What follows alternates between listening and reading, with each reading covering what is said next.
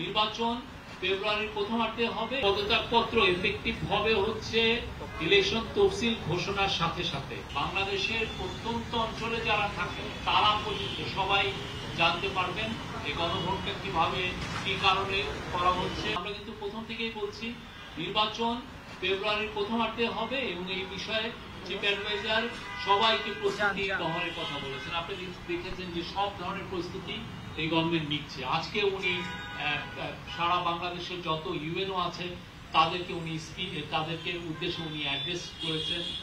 উনি নির্বাচনের গুরুত্ব আবারও বলেছেন এবং এটা যে ঐতিহাসিক এবং স্মরণীয় নির্বাচন এই বিষয়ে সবাইকে বলেছেন যে এই বিষয়টা খেয়াল রাখতে হবে। আমরা আশা করছি বাংলাদেশের প্রত্যন্ত অঞ্চলে যারা থাকে তারা পর্যন্ত সবাই জানতে পারবেন এই গণভোটটা কিভাবে কি কারণে করা হচ্ছে এবং কিভাবে এই হানা ভোটটা দিতে হবে। পোস্টাল ব্যালটের বিষয়েও আমাদের যারা ডায়াসপোরা ভাই বোনরা আছে তাদের মধ্যে কি একটা উদ্যম একটা জোয়ার বইছে। তারা অলরেডি আজকে আপনারা যদি দেখেন 3 লাখের বেশি অলরেডি রেজিস্টার্ড হয়ে গিয়েছে।